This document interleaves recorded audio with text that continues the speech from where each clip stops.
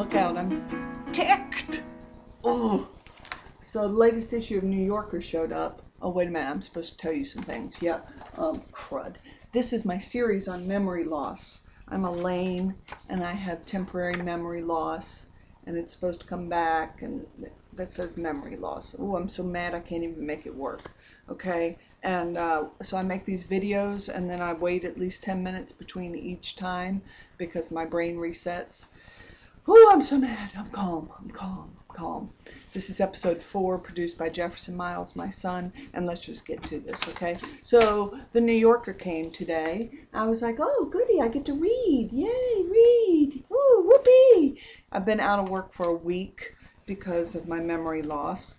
And I open it up, and there's an article, and the article's called Department of Psychiatry Partial Recall.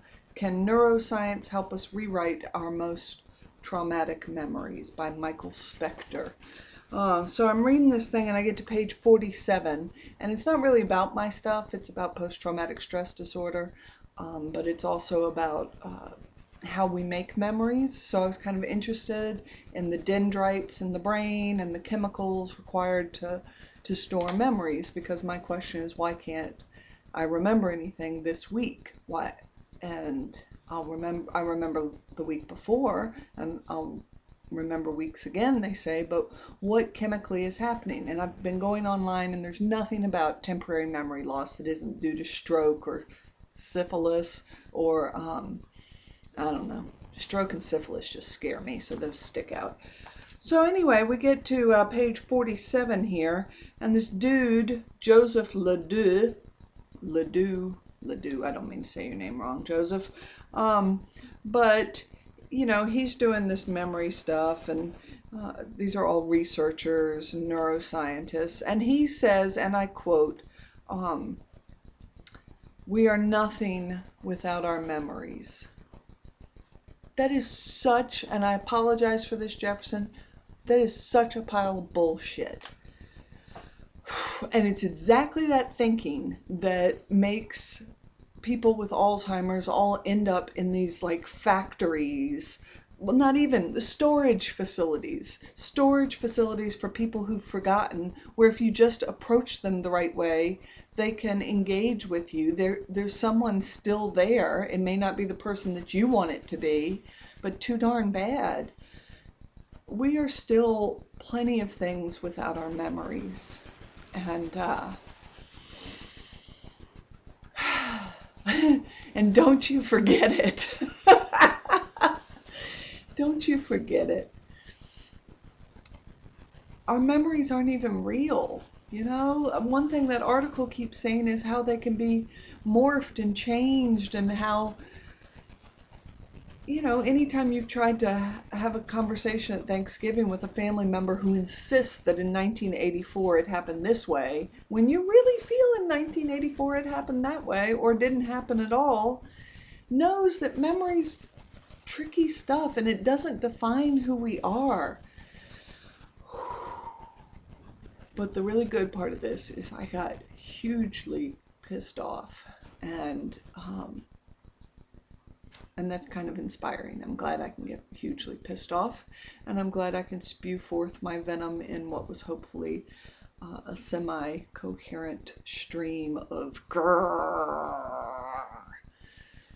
So, I'm going to go back to my day. Today has been rough. I had a hours-long headache that I had to hide under pillows for, but that feels better now, and I'm going to finish reading the article, and I've gotten my gripe and scream out, so I feel pretty good.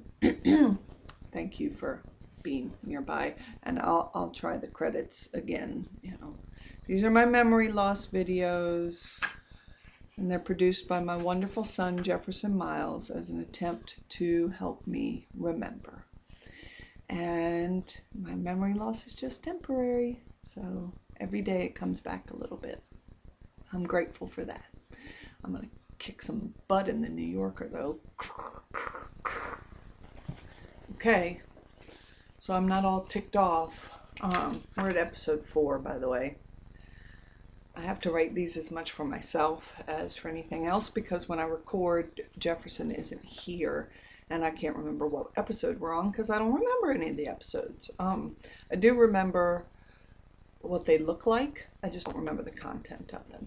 So I'm reading this article in the New Yorker, and one of the big storylines in it is about a neuroscientist researcher named Daniela Schiller and her relationship with her father, who is a Holocaust survivor and refused to talk about it for her entire life. She is now in her 40s, and what I think is really great is a documentarian came and actually got Dad to talk. This surprises me not at all, since when I've got my wits about me, I'm usually the person who comes into a situation with a person who never ever talks according to their family, and I get them to talk. Why do I get them to talk? Because I don't have any expectations of them. I just want to hear what they have to say, whatever it is. And family, we can have the best expectations in the world, but those expectations run both ways, and there's a lot of pressure there. So I'm not surprised that a documentarian got her dad to talk.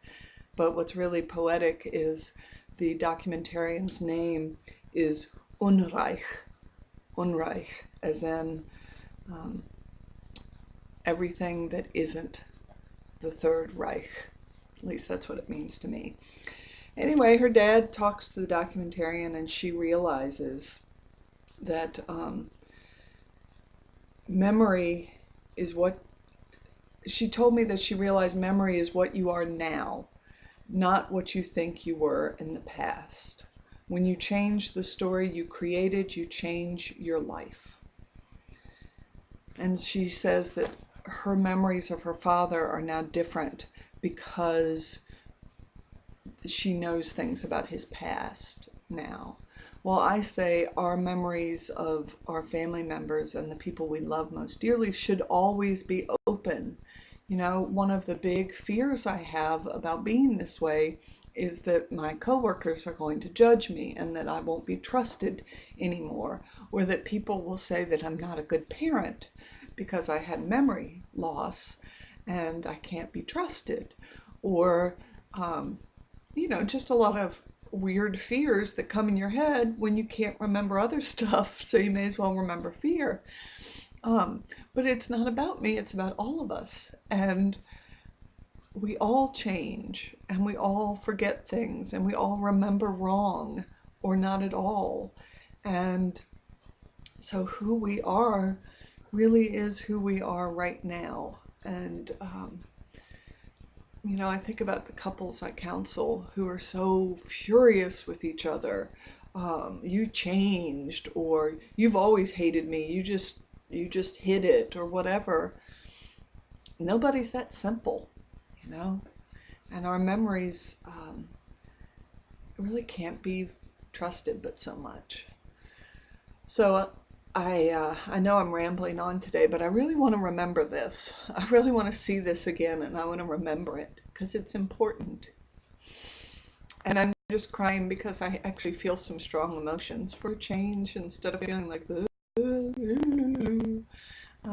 and I don't want to scare my son, my sweetie pie, or my darling daughter who doesn't want to watch these because she thinks they're weird. So I don't want to cry, but I'm glad I'm crying because I don't remember crying this past week. So maybe that's a good sign. Anyway, episode 4, the drama continues.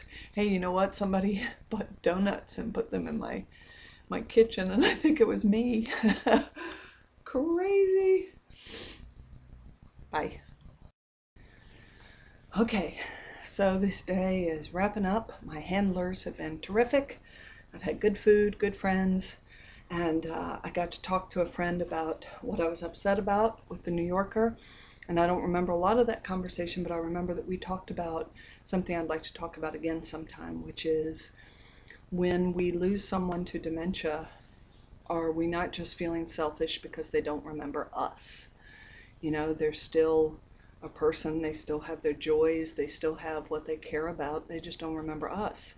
And is that, I mean, I understand that's part of the tenderness of the relationship, but if you really love someone, don't you love them even if they don't know you?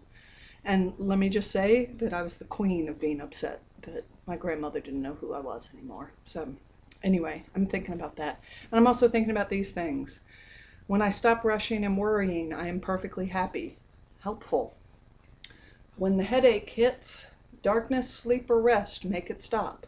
So simple. So simple. And things have been better since I put my phone away for hours at a time. Just saying. Just saying. See you tomorrow.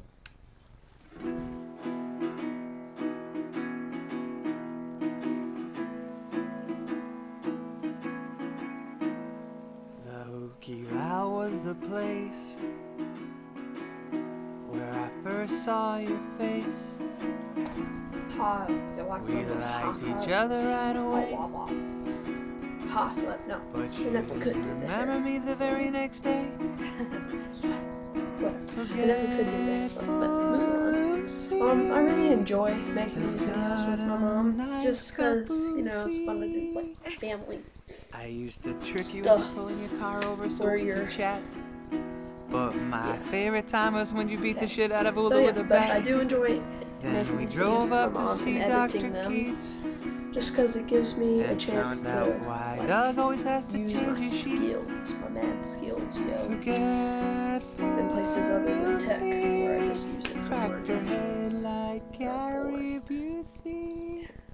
But I still Yeah. love her so. And then, yeah. And So, I'll never let her but these go. are really fun, and I just Even wanted if to have while I'm something to singing remember this song, these memory loss she's times. wishing I had Jocko the Walrus or Schlong. So, yeah, this is part 4 in a series of 4 so far, but there will be more, and yeah. How about another So, we're only going to be making them for about another week tops, because eventually the memory thing will go away. I don't even notice it, because I have my own memory problems just because I'm 11. Kind of have memory problems when you're 11. So, yeah, nice to see you. See you next week, except it's going to be tomorrow. Bye.